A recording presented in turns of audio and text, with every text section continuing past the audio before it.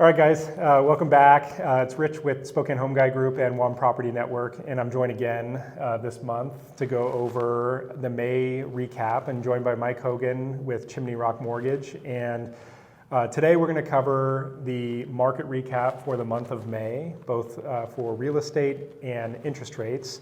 And before that, we just wanted to take a brief pause and just go over really honestly like what you can provide as a service, as a lender, services that we offer within our platform, and just so people know. Yeah, well, so as a mortgage company or home lender, we do loans on 1 to 4 unit residential properties. That can be for a purchase.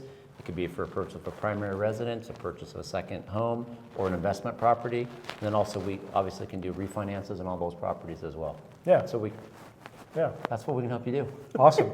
And so on the real estate side of things, buy, sell, invest in real estate. We also have a spec build company, which for single family homes, properties up to 4 units, 2 to 4 units if you're looking for a build and hold investment, land development. So pretty much anything real estate related, I think we have people covered. I think you do. I think for sure we do. Yeah. So let's dive into the May market update for real estate. It was actually a really good month. So for average prices, we're now looking at $492,000 for Spokane County, and that is up 4.7% year over year. We saw closed sales up month over month by 6.4%, down a little bit year over year. New pending sales were down month to month, year over year. New listings, so inventory entering onto the market year over year, that was up 28%. And active inventory was up a bit year over year as well. All that being said, it led to properties sitting on the market a little bit longer. We have a little bit more months of inventory sitting at 2.5. And really what that means for someone making a decision to buy or sell real estate is that you have more to choose from. You probably have a little bit more time, and we're still seeing price stability. Prices are still appreciating.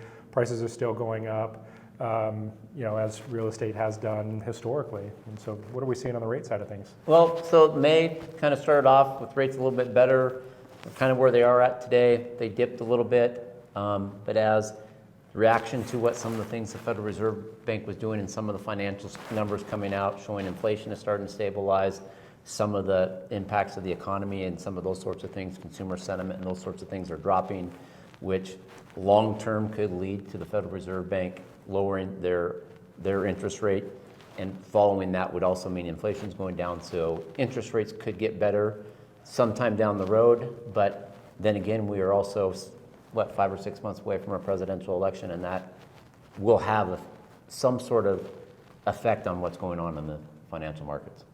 Yeah, and I think from a consumer perspective, timing the market, whether it's timing the low or timing the high, if you're a buyer or a seller, or even rates, what's really kind of shown us to start the year is that number one, real estate is resilient as an asset. I don't think there's a bad decision with real estate. And then number two, there's a lot of stuff out of our control, and so if you're waiting.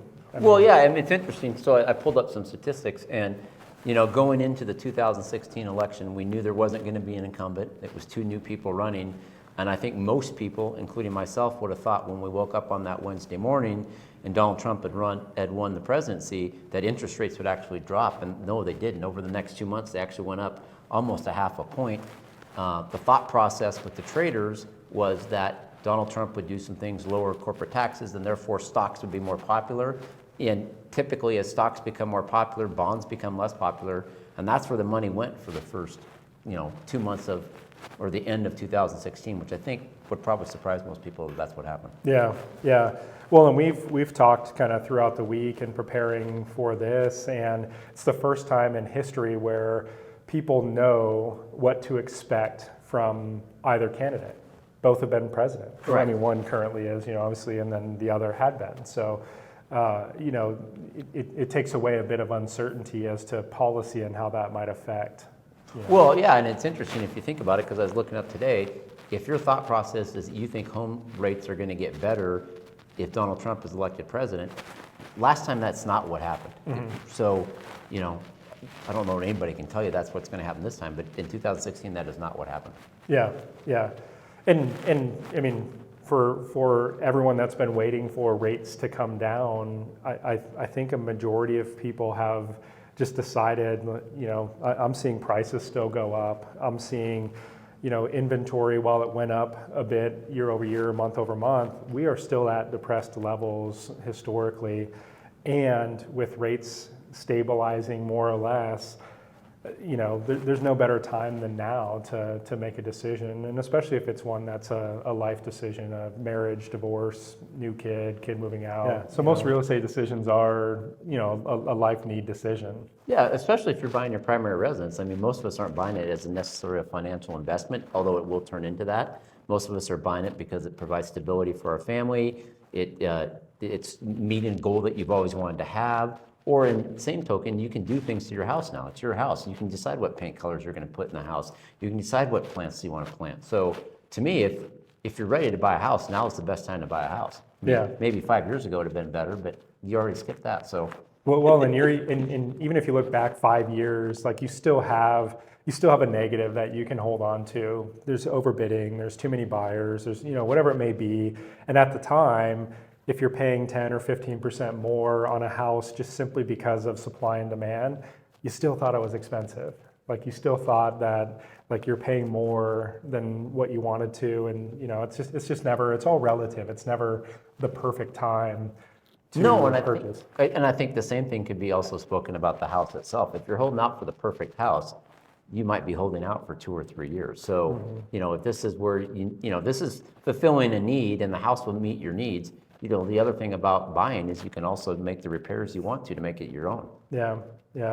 I mean, in short, I mean, so many benefits, and I mean, you've been in the mortgage industry for quite some time, and myself in real estate for over a decade, and I think the use of real estate, you know, I'm working with a client right now that's going into extended care, and her real estate happens to be how that's going to be funded for the next, you know, 4, 5, 6 years, and that wasn't the primary reason for making the decision at the time, and yet it's a massive benefit, you know, when it's $7,000 or $8,000 a month, and now all of a sudden you have a nest egg from a sale. Well, yeah, I mean, I can look at it from the same point. My parents are both in their 80s, both contemplating when they're going to move into assisted living, and the fact that they own their home is what's going to allow them to choose where they want to go and pay for it, probably indefinitely. So, I mean, that is the benefit of owning a house. Yeah, yep.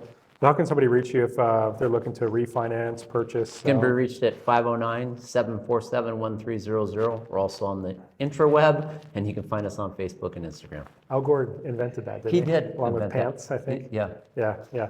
And we can be found on the interwebs as well, but we can also be reached at 509-990-SOLD or SpokaneHomeGuy.com to set up a consultation with one of our agents.